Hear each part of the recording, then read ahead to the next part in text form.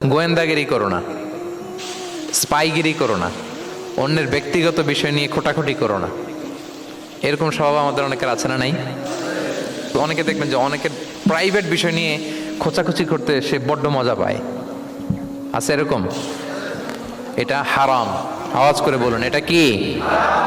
ওয়ালা তাজাসসু, গোয়েন্দাগিরি করো না।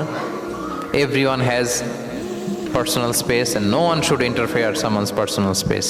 কেউ কারো পার্সোনাল স্পেসে ইন্টারফেয়ার করা যাবে না। প্রত্যেকের একটা প্রাইভেট এরিয়া আছে, প্রাইভেসি আছে। দেখেন ইসলাম প্রাইভেসিকে কত গুরুত্ব দেয়।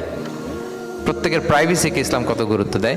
কারো প্রাইভেসির মধ্যে ইন্টারফেয়ার করা এটা ইসলাম পছন্দ করে না। এজন্য খবরদার, কারো ব্যক্তিগত কোনো ইস্যু নিয়ে আমরা নাক গলাতে পারবো না।